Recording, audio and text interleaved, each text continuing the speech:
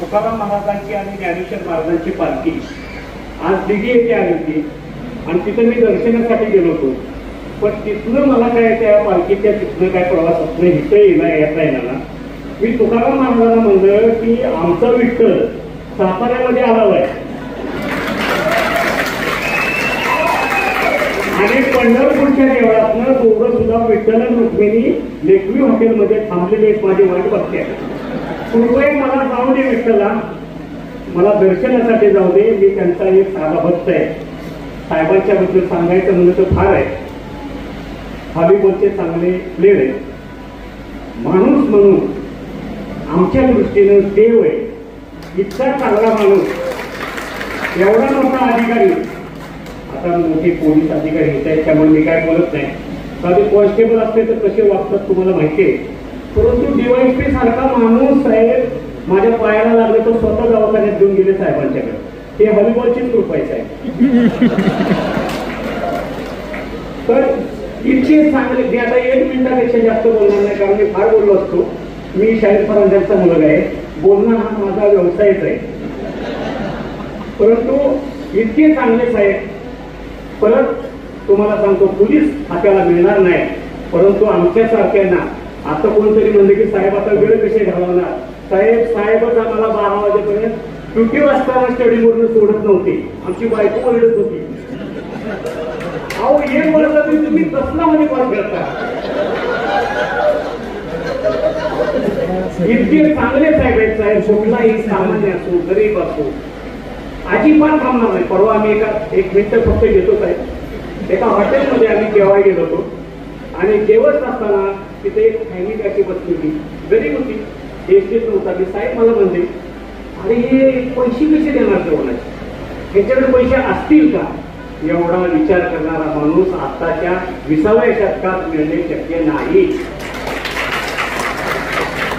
आणि त्यांच्या या निवृत्ती समारंभासाठी एवढी मोठ्या संख्येने माणसाने याबद्दल माझ्यासारख्या सामान्य माणसाला 2 शब्द बोलण्याची संधी दिली, याबद्दल मी साहेबांचं शहरजातांचा आभार मानतो. त्याचबरोबर अजिंक्य हॉलिबॉलच्या ग्रुप मार्फत मी त्यांना पुन्हा एकदा शुभेच्छा देतो आणि थांबतो. धन्यवाद.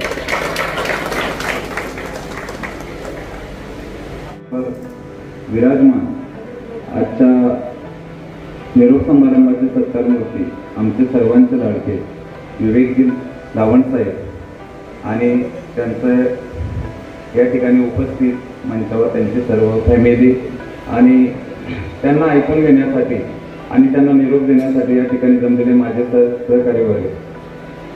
साहेबांबद्दल बोलायचं तर मी इतकंच सांगेन, साहेब म्हणजे एक संघर्षशील व्यक्तिमत्व, कुशल आणि पोलीस खात्यातील खाकी वर्दीतील दर्जी पोलीस अधिकारी म्हणून साहेबांची ओळख आहे. साहेबांनी पोलीस खात्याच्या खाकी वर्दीतील रंगमंचावर काम करताना अनेक यशस्वी जबाबदाऱ्या पार पाडलेल्या आहेत.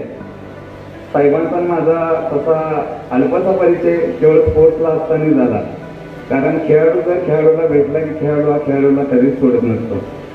म्हणून साहेब मी माझ्या मनोगतात साहेबांबद्दल बोलण्यासारखं खूप काही आहे. मी तुमचे 4च मिनिटं घेणार आहे. साहेब आनंदाने केलेले कार्य तुमची ओळख वाढवतो. साहेब आनंदाने केलेले कार्य तुमची ओळख वाढवतो आणि मनाने केलेलं कार्य साहेब तुमचं नाव मोठं करतो. साहेब तुमचं नाव मोठं करतो. या ठिकाणी साहेबांनी मी स्पोर्ट्सला गेल्यानंतर आता साहेबांच्या मोठ्या बंधूंनी एक किस्सा सांगितला की साहेबांना स्पोर्ट्सची आवड आहे. ज्यावेळेस आमचा सातारा जिल्हा पोलीस दलाचा संघ हा सोलापूर यांच्या ठिकाणी गेला आणि त्या संघाची सर्वस्वी जबाबदारी माननीय डीवायएसपी साहेब लावण साहेब यांच्यावर दिली आणि आमचा संघ त्या ठिकाणी पोहोचल्यानंतर सर्व खेळाडूंना साहेबांनी एकत्र करून सांगितलं की काही झालं तरी हे विमानपदी सातारा जिल्ह्यासाठी आलं पाहिजे. कुठल्याही संघाचा सामना असो साहेब त्या ठिकाणी जाऊन उपस्थित राहणार, खेळाडूला मोटिवेट करणार. एवढंच नाही तर साहेबांनी वैयक्तिक स्वतःच्या खिशातून खेळाडूंना बक्षिसं वाटलेली आहेत. साहेबांचं म्हणजे आभाळ एवढं मोठं आहे. मला एक सांगायचं आहे या ठिकाणी साहेब श्रीमंतीची कास धरण्यापेक्षा लोकप्रियतेची आस धरा, तुम्ही आपोआप श्रीमंत व्हाल. साहेब, ही तुमची श्रीमंतीची पावती या ठिकाणी दिसते. साहेबांना मी सांगितलं होतं की साहेब, तुमचं ज्यावेळेस निरोप समारंभ असेल त्यावेळेस मला फक्त 5 मिनिटं द्या. साहेबांकडे मी 4 महिन्यापासून नंबर लावून ठेवला होता. साहेबांचं कार्य असं आहे की कुठं पण आता असं साहेब रिटायर जरी झाले तरी साहेबांवर पोलीस खात्याचे पोलिसांना जरी प्रचंड प्रेम करणार आहे. साहेब, मी 4 वेळी या ठिकाणी सांगणार आहे, आकाश एवढी उंची त्यांची, त्यांनी थोडं खाली यावं. आकाश एवढी उंची त्यांची, त्यांनी थोडं खाली यावं. मातीत रुतले पाय त्यांना थोडं वर आणावं. साहेब जरी DYSP असले तरी साधा छोटा अंमलदार असला, अंमलदार आला आणि साहेबांना सल्यूट केला तर साहेबांनी त्याच्या गळ्यात मिठी मारावी. म्हणजे तो साहेबाबद्दल एक कर्मचाऱ्याला असलेला अभिमान. मी वाहतूक शाखेला आलो त्यावेळी कुठल्याही चौकात असू द्या, साहेबांची जर गाडी गेली तर साहेब त्या ठिकाणी थांबणार, साहेबांना मी सल्यूट करणार. साहेब म्हणणार, काय राहून कशी ड्युटी आहे.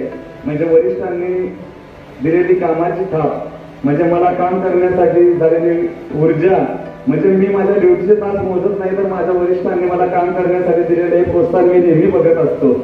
या ठिकाणी मी सांगेन, साहेब, मानवतेच्या दुनियेत किती दिवस राहू हे मला माहीत नाही. साहेब, मानवतेच्या दुनियेत किती दिवस राहू हे मला माहीत नाही, परंतु साहेब, इथे असलेल्या प्रत्येक व्यक्तीच्या मनात तुमचं घर करून जाऊ, तुमचं घर करून जाऊ. या ठिकाणी मी जास्त ओळ घेणार नाही. मला माझी सारोळी टाकायची सवय असते, माझ्या भाषणाची रंगत ही सारोळीच असते. साहेब, या ठिकाणी मी जाता जाता 2 शब्द बोलणार आहे आणि माझं भाषण संपवणार आहे. साहेब, हातातून हात सुटला तरी ही साथ कधी सुटणार नाही. साहेब, हातातून हात सुटला तरी ही साथ कधी सुटणार नाही. वचन द्या लावण साहेब, ही साथ कधी सुटणार नाही. जय हिंद. या ठिकाणी या कार्यक्रमासाठी स्थानिक गुन्हे शाखेचे वरिष्ठ पोलीस निरीक्षक सन्माननीय देवकर साहेब उपस्थित झाले, त्याबद्दल त्यांचे या ठिकाणी मनपूर्वक आभार. आणि व्हॉलीबॉलचा रिप्रेझेंटेटिव्ह म्हणून मी उभे आहे. आमचे सगळे समन्वयक समोर बसले. ऍक्च्युली मी तसा लावण सरांचा परिचय हा खूप या 6 महिन्यातील आहे. म्हणजे नवीन नवरी अशा पद्धतीचा परिचय सरांशी आहे माझा. त्यांच्या बंधुराजांशी माझा भरपूर परिचय आहे. परंतु त्यांनी या 6 महिन्यात आम्हाला आपलंसं केलं. व्हॉलीबॉल कसा खेळावा आणि माझ्या व्हॉलीबॉल मित्रांना मी सांगतो, छुपा गुरु व्हॉलीबॉलचे लावण सर आहे. आणि त्यामुळं मला या 6 महिन्यात एवढा सुंदर गेम खेळ झाला तर याचं सर्व श्रेय मी लावण सरांना देतो. परंतु खेळ खेळताना, व्हॉलीबॉल खेळ खेळताना लावण सर ज्युनियर प्लेअर पासून सिनियर प्लेअर पर्यंत सर्वांना समान न्याय देतात आणि त्यांच्याकडून खेळ काढून घेतात. हा एक भाग. दुसरं, खेळत असताना ते जे बक्षीस वाटतात, 100 रुपये, 200 रुपये, 500 रुपये, त्यानं खेळाचा ग्रुप वाढतो. 500 रुपये सुद्धा दिले पण मी बघितले, नाही बघितले. अशा पद्धतीनं ज्यावेळी सरांचा खेळ बहरून प्लेअरकडनं काढण्याची वृत्ती आहे, कला आहे, ती खूप वाखाणण्याजोगी आहे. आणि एक कुटुंब या पद्धतीनं ते सर्वांना सामावून घेतात. सरांना या कार्यक्रमानिमित्त मी दीर्घायुष्य चिंतितो आणि मला 2 शब्द बोलण्याची संधी दिली त्याबद्दल मी आभारी आहे. जय हिंद, जय महाराष्ट्र. पावन झालेली भूमी, त्या भूमीमध्ये काही रत्न होऊन गेली. त्या रत्नामध्ये एक विवेक हा एक रत्न त्या महाराष्ट्राला लाभला. खऱ्या अर्थानं विवेक आपण म्हणतो नावात काय आहे, पण नावात सगळं असतं. कामात विवेक, बोलण्यात विवेक, अशा पद्धती हा विवेक अतिशय कर्तव्यदक्ष, कर्तव्य तत्पर यांच्या कार्यक्रमाला आपण सर्व उपस्थित राहिला. खऱ्या अर्थानं कार्यक्रम हा सेवामुक्ती नाही तर भावनिक आहे. आमच्या डोळ्यात पैठणी उठल्या, बोलायला लागल्या, आमच्या डोळ्यात पाणी आलं. विवेकताने आमचा परिचय तसा 10 महिन्याचा, परंतु कित्येक वर्षाचा. आता आमचे 50 जणांची हॉलीबॉलची टीम आहे.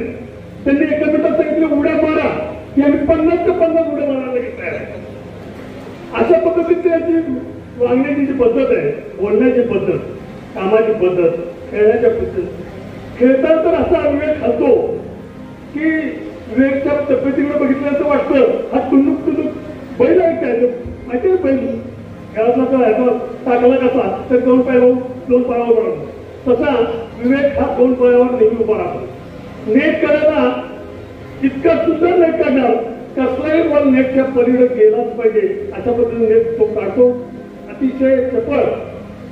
लहानपणी मला वाटतं तरुणपणी कसं असेल ते भगिनीने सांगितलं की साधना पुणे आपली कीर्ती सातारा जिल्ह्यात नाही, पुणे जिल्ह्यात त्यांनी कीर्ती स्थापन केली आणि तिथे युनिव्हर्सिटी प्लेअर झाला.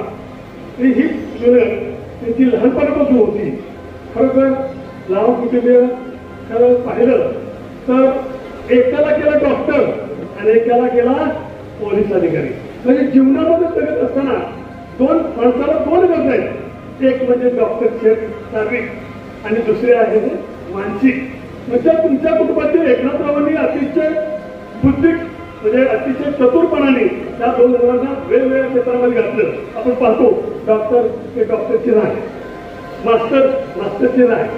सगळे पाहिलं आपण पोलीससाठी की त्याला वडील पोलीस सगळं कुटुंब पोलीस अशा पद्धतीने राग लावला असतो.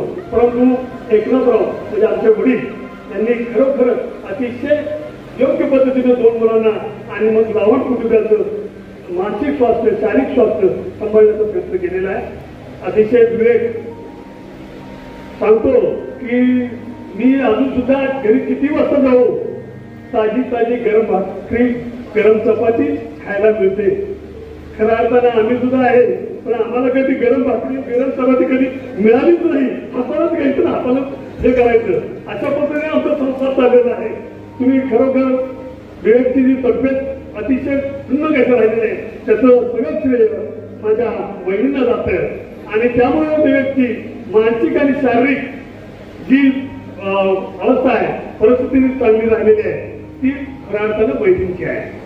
कारण पोलीस खात्यामधल्यानंतर तुम्हाला माहिती आहे बाहेर शिव्या शाप अनेक त्रास आणि यातून घरी गेल्यानंतर अतिशय मानसिक डोकं शांत ठेवणारं काम त्यामध्ये आमच्या वहिनी करत आहेत.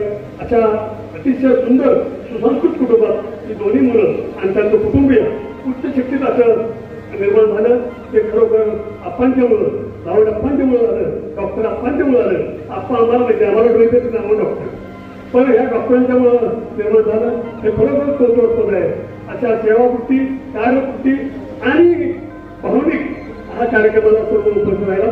देश सेवांच्या हृदयपूर्वक भावपूर्वक आंतरराष्ट्रीय सगळ्यांचं स्वागत करतो आणि त्यांना लावसाहेबांना त्यांचं दीर्घायुष्य लागू त्यांचं मानसिक स्वास्थ्य शारीरिक स्वास्थ्य आरोग्यदायी जावं अशी शुभेच्छा देतो.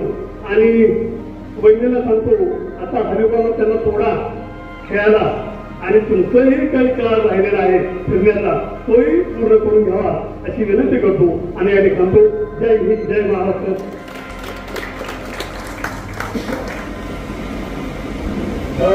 इथे जमलेले सर्व सन्माननीय तर 35 वर्षाची प्रदीर्घ कारकीर्द यशस्वीपणे पार पाडून हे सेवापूर्ती करत आहेत हा आमच्या कुटुंबियांसाठी खरोखरच खूप आनंदाचा क्षण आहे. पोलीस खात्यातील नोकरी शारीरिक मानसिक आणि कौटुंबिक स्वास्थ्य टिकवून ठेवणं हे खरंच त्या सर्व पोलिसांसमोर फार मोठं आव्हान असतं. पण आपण सर्वांच्या सहकार्यानं तो प्रवास खूप छान पार पडलेला आहे. मी आता माझं भाषण आवडतं की ते खरं तर एक पुस्तक दिलं तरी कमी पडेल इतके अनुभव माझ्या गाठीत चालेल. एका पोलीस अधिकाऱ्याची पत्नी म्हणून थोडक्यात सांगते या जीवन प्रवासात आई अण्णा बाबा माझे आई वडील आप्पा आजी यांच्या उत्तम पाठिंब्यामुळे हे सगळं शक्य झाले.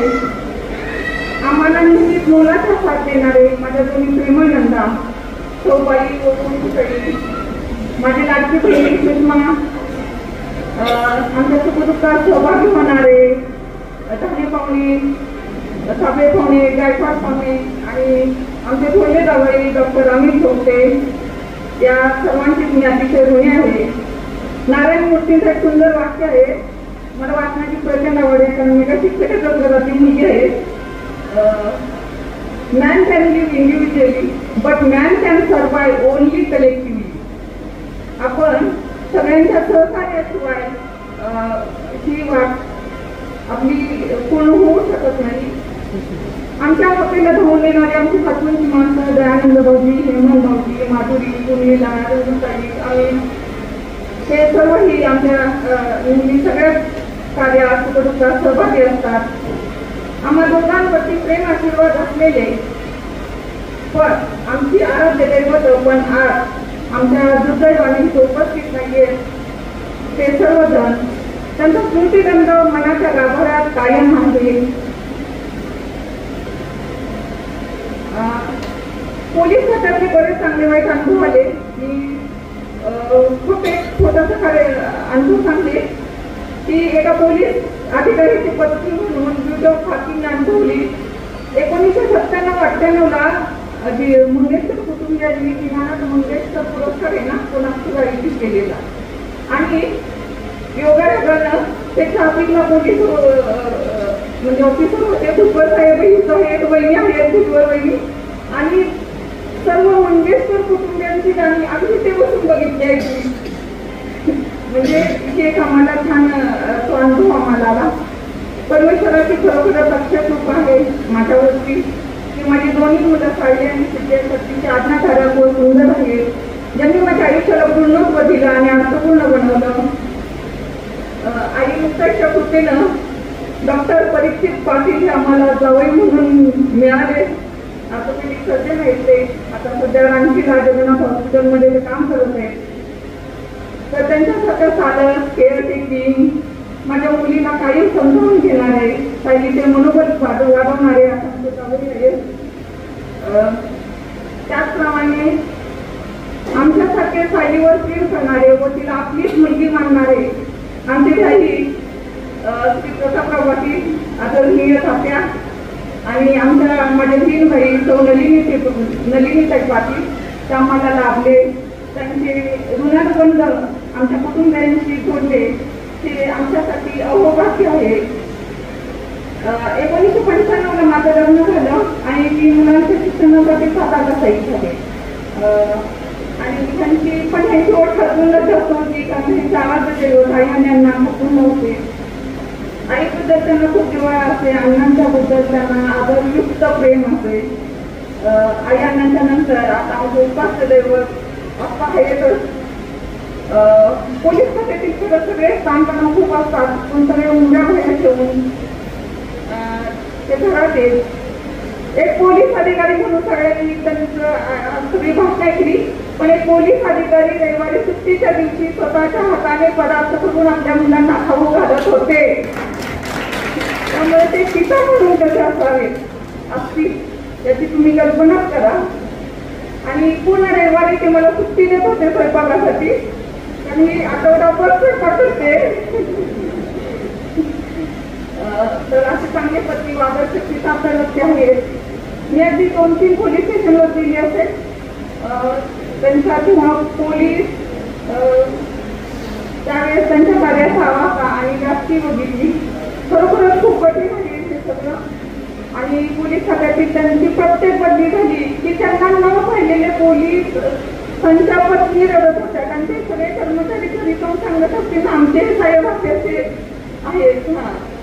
तर एवढंच आहे म्हणजे आपल्या सर्वांच्या सहकार्यामुळे हा आमचा प्रवास अतिशय सुखकर झाला. पुढे आपली साथ अशीच लाभेल, आमच्या सर्व कुटुंबियांची लाभेल अशी अपेक्षा करते आणि ह्यांना संपूर्ण दीर्घायुष्य लाभो एवढी ईश्वरचरणी प्रार्थना करते. धन्यवाद. अतिशय जिथे उभा आहे 2003 साली दुसऱ्या पोलीसच्या नेमणुकीला असताना माझ्या मोठा प्रसंग आला होता. त्यावेळेला साहेबांनी जेवढी देवाप्रमाणे सहकार्य केलं मी माझ्या आयुष्यामध्ये कधीही विसरणार नाही. साहेबांनी त्यावेळेला एवढं मला सहकार्य, साहेबांचा मला कुठलाही परिचय नव्हता तरी सुद्धा साहेबांनी त्यावेळेला खूप चांगलं मला सहकार्य केलं आणि त्यामुळे आज तो उभा आहे. साहेबांचं खूप खूप शतशः आभार आणि इथून पुढचं आयुष्य खूप छान आणि सुंदर झालं.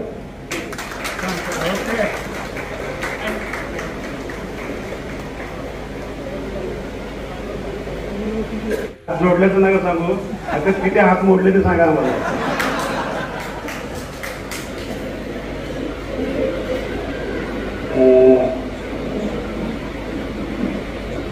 एवढ्या खर तर सेवानिवृत्त होतोय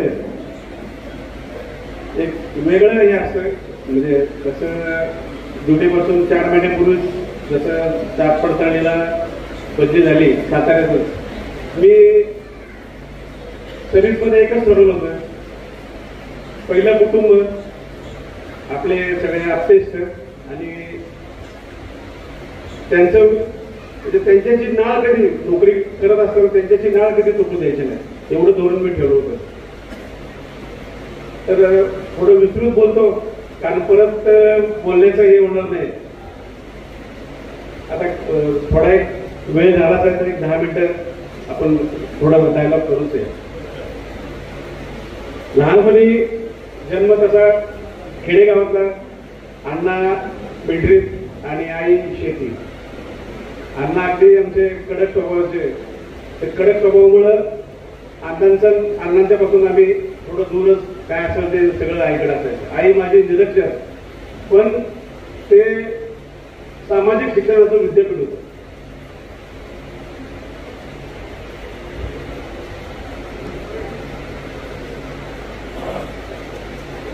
आणि शेती आई करायची, आमचे चुलते मदत करायचे.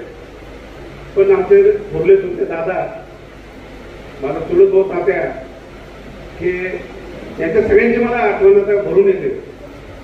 तात्या तर म्हटलं त्या ज्यावेळेला चुलत भाऊ तुझं सिलेक्शन झाले तिथे काय पैसे द्यावं लागतात काय, म्हटलं तात्या कसले पैसे, आपल्याकडे कशाला पैसे पैसे नाही ना, आपण एखादं 1-2 वावर विकू म्हणतो, तू काळजी करू नको, तुला फौजदार करतो म्हणतात.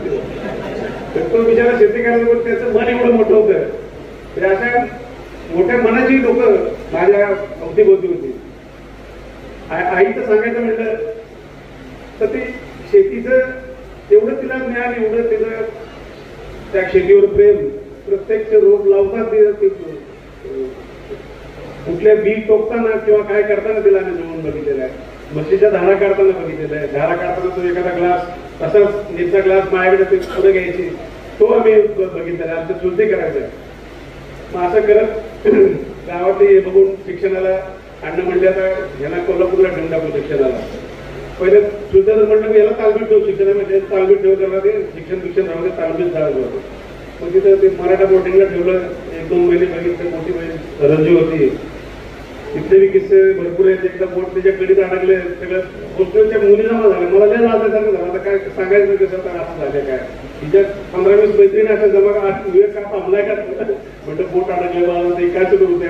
कडीत बोलताना आपलं बोट घालून बोलायचं. तर तिथली कडक शिस्त बघितली. दादा ते दादाचा आम्ही फार लाडका. दादांच्या खांद्यावर बसायचो. बैलाचा राजाचा सगळ्यात मार्क बैल आमचा, त्याचा कासरा माझ्या हातात असायचा. आणि खिशात थोडी त्या पांढरी माती किंवा काळी माती असेल, एखादा कडाकमध्येच काय घालायचं.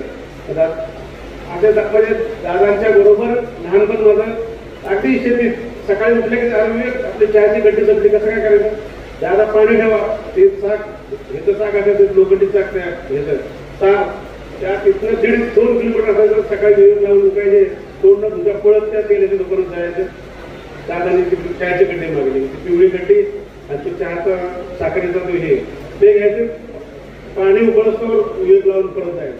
म्हणजे खेळात या आता त्यावेळेला बालपण अतिशय आनंदाने मजेत गेलं.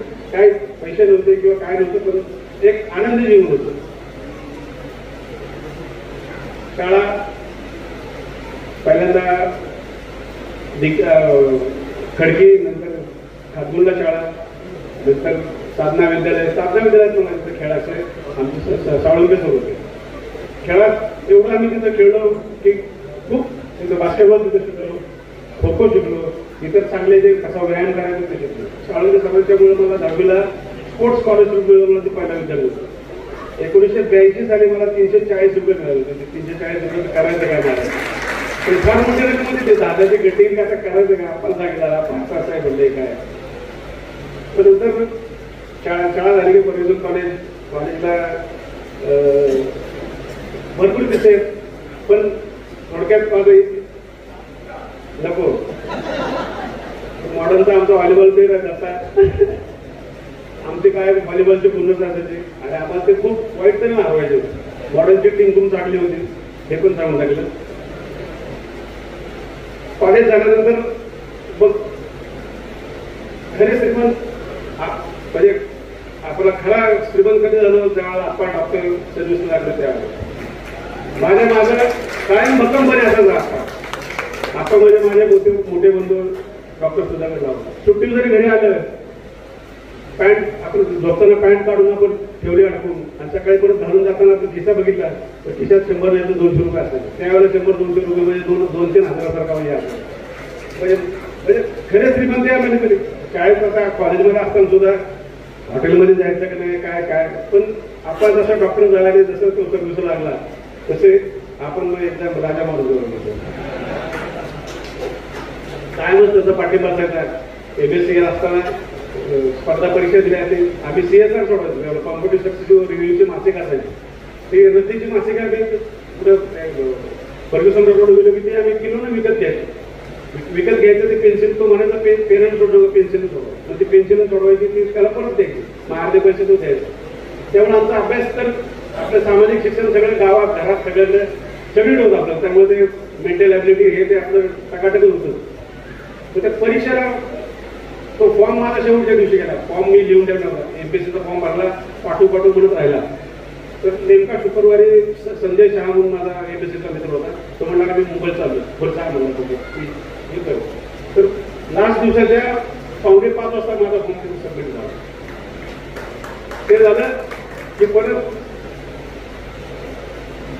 परीक्षेच्या वेळी MSCची परीक्षा आधी आपलं असं हेच केलं पहिल्या सेमिस्टरला 5 पैकी 4 सब्जेक्ट राहिले मग ते काढत थर्ड सेमिस्टरला अगदी जाम अभ्यास केला पूर्ण अभ्यास केला सगळं केलं आणि नंतर 15 दिवसावर MPSC होती करायचं काय म्हणलं जायचं तर कसं जायचं त्यात एक आम्हाला कसंही होतं आंघोळीला जाताना बाटली घेऊन जाताना सगळे 8ची मुलं बाकी मुलं अभ्यास करत बसायचे मग आपण ह्या रूममध्ये बघितलं की ते एखादा प्रश्न वाचायचा पुस्तकाचा लेखक वाचायचा 5 नंबर वाचायचा आणि पुढच्या रूममध्ये जायचं मग त्याला सांगायचं अरे हा प्रश्न MPSCला 4 वेळा आलाय त्याला उत्तर यायचंच आहे तू सांग बघू अरे ते कुठले ते पुस्तक घ्या आपल्या पुस्तकात आहे ते काय तर 100-200 पानामध्ये आहे ती बघायला माहिती याचा कुठला अभ्यास झाला एवढा ती लगेच खरंच बघायची उघडून बघायचं ते खरंच असायचं सगळं अरे कुठला अभ्यास करतो काय होतो त्या दिवशी रविवार होता MSCचा अभ्यास करून खरोखरच जमलो होतो मग अजय पराड म्हणून माझा मित्र होता त्याच्या काकाची स्कूटर आणली म्हटलं स्कूटरवर जा ते 2 पेपर दे दुपारी 1 तास जेवायला माझं परीक्षा सेंटर सुपरवर भेटत होतं टेलिफोन स्टेशनच्या मागे तिथं माघारी जेवण करत ते फ्रूट सॅलड म्हणजे आमचं आवडतं बेस्ट आणि ते 10-12 वाटा तरी सर फ्रूट सॅलड त्या काळात म्हणजे आम्ही काय घेऊन पडायचं त्यावेळेला पहिले 2 पेपर दिले एकदम चांगले दिले त्याला म्हणतो अरे आपलं पेपर तर लय भारी केले स्कूटरवर आलो फर्ग्युसनला आलो जेवलो आणि नंतर जाताना त्या खाली आपलं नाट्यगृह होते भरत बालगंधर्व तिथं माझे स्कूटर झाली पोहोचते आता काय बघितलं पैसे होते 15 रुपये होते ते स्कूटरवर गेले काढ पंक्चर काढले काय केले तो पेपरला जायला तिथं एक 10-15 मिनिटं लेट झाले त्यानंतर तुम्ही बसणार नाही म्हटलं पैसे कसं बसणार मग ते तेवढं ते सिनियर त्यांचे आवडले बघा म्हटलं गरीब विद्यार्थी माझे हात सगळे खराब झाले दवाखान्यातून आले म्हटलं त्यांना भेटून माझ्या कुठं पंपचे हात खराब झाले आणि कुठं काय केलं मला बसू द्या परीक्षा अरे बाळाला बसून बोलले परीक्षेला बसून मग त्या मेंटल ॲबिलिटी आणि ते पेपर दिले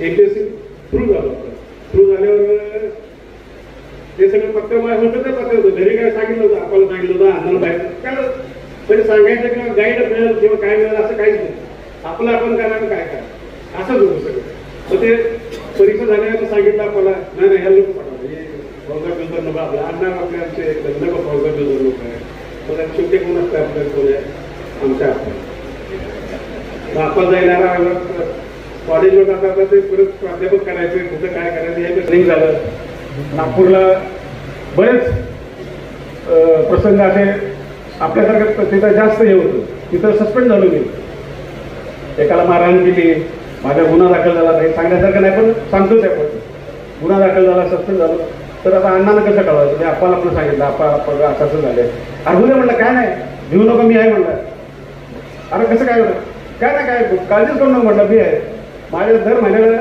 एक 5-6 हजार, त्यावेळेला पगार 4,000 होता, एक 5-6 हजार माझ्या खात्यावर सातारावर तिथून जमवायचे तिथे. त्यामुळं पैशाची कधी म्हणजे फौजदार झालं तरी आप्पा काय मात्र.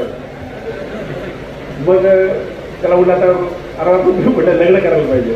तो म्हटलं असं कर की BSc B.Ed म्हणजे समजा पुढं आता भविष्यात परत सस्पेंड झालं तर आपण काय म्हणजे कसं काय करायचं.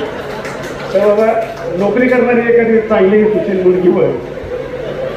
तर अशा तऱ्हेनं MSc B.Ed विथ मॅथ्स आमचा विचार आप्पाने बघून दिले आम्हाला. दोघांचं कधी पटायचं, कधी थोडं चिडचिड व्हायची, हे व्हायचे.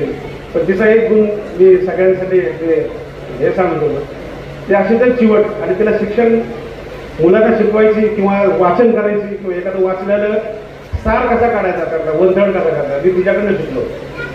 आणि रात्री कधी नव्या मुंबईनं वडगाव निंबाळ करून वेळल्यावर रात्री 2 वाजता येऊ देते. माझ्या ताटात गरम चपातीच असायची, तिला गरम केलेली चपाती माझ्या ताटात आली. त्यामुळं खरंच समाधान असायचं. घरी गेलं तरी चिडचिड करायचं, परत मग जाताना किंवा इतर चिडचिड केली तर माहिती आहे चिडचिड करून नाही. पण अतिशय सुंदर साथ दिली, त्याबद्दल त्याचा मी आभार मानतो. मुलंही सुशील, त्यांना चांगलं शिक्षण द्यायचं की बाबा चांगल्या पाण्याच्या घराजवळ लावून त्यांना सोडायचं, हे धोरण ठेवलं होतं मी. मग ते मग डॉक्टर व्हायचं होतं, काय तिला अभ्यासात सुद्धा चांगली होती. मग म्हटलं ठीक आहे, सिद्धू तसाच होता, त्यांना केलं. पण आमचा सगळा आदर्श म्हणजे आप्पा, नंतर माझा लाडका शुभम.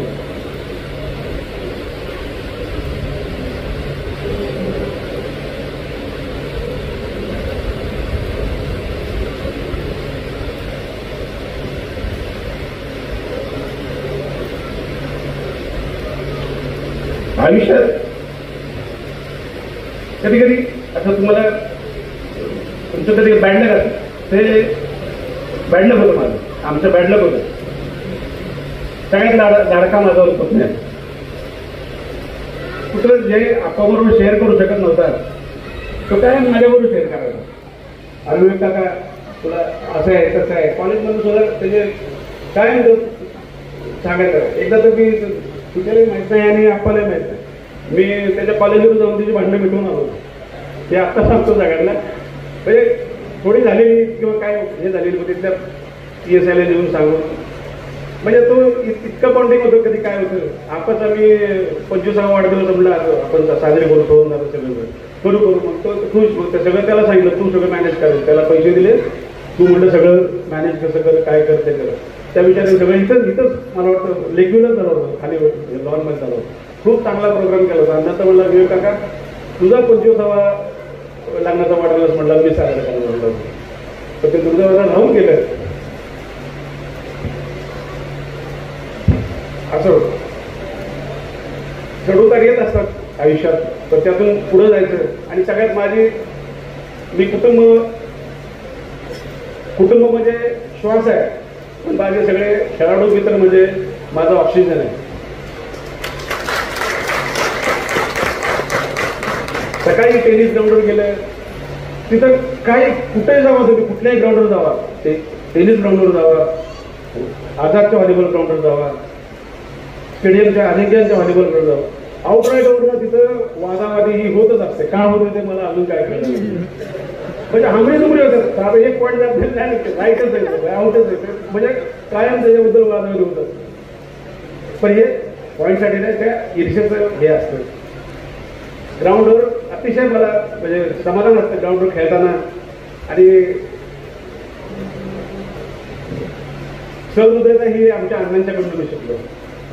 सहृदय की बाबा कसं कुणाशी बोलावं किंवा काय करावं. त्याबरोबर ग्राउंडवर सुद्धा गेले की मला खूप समाधान वाटते. ही कधी 11 वाजेपर्यंत घरी गेलो तर कधी काय असेल तरच तो 11 वाजे तुम्ही घरी येत नाही, काय नाही, काम असेल तरच असतं, इतर वेळेला नसतं. तर एवढं भरभरून तुम्ही अगदी म्हणजे ती भरून पावलो. पण आता रिटायर नाही होत, तर आता एक काहीतरी एक खेळ आहे, भरपूर काम आहेत ते करायची राहिलेली आहेत. 2-3 वेळा आता परदेशीला न्यायचं मला, त्याला स्वित्झर्लंडला न्यायचं आहे, त्याला नक्की नेणार सगळ्यांना सांगतो. बरं त्याच्या कारणामुळे काय जमलेलं नाही ते करेन. आणि आता एक दुसरं एक उत्तम शेती हे करायचं एक ध्येय ठरवलेलं आहे. तर ते चांगली शेती आता सगळं म्हणजे बेसिक करून ठेवलेलं आहे. आता जाऊन तिथं फक्त काम करायचं हे आहे. आप्पाचा कायमच मला पाठिंबा राहिलेला की देवाचा आभारी आहे. त्याच्यासाठी आप्पा त्याच्या वहिनी कायम प्रोत्साहन दिलेलं आहे मला. आणि आमची स्वीटी सगळी बहिणींची मुलं दोन्ही जवळच असतात बहिणी आमच्या. पुण्यात तर आमच्या आईमध्ये आमची बाई होती, मोठी बहीणच होती. ती सगळ्या बिचारी स्वयंपाक करून कॉलेजसमोरून आमचं करायची. त्याबद्दल तिचे आभार. वंदू आमची स्ट्रिक खडूस पण माझ्यावर भरभरून प्रेम करणारी, तिथंही मी आभार मानतो. सर्व एवढ्या संख्येनं तुम्ही या कार्यक्रमासाठी आला, मी भरून पावलो. बोलायचं तर भरपूर आहे, आता वेळ होत चाललेला आहे. सगळ्यांचं पाहुणे मंडळीचं सगळ्यांचा आभार मानतो आणि माझे 2 शब्द संपवतो. धन्यवाद.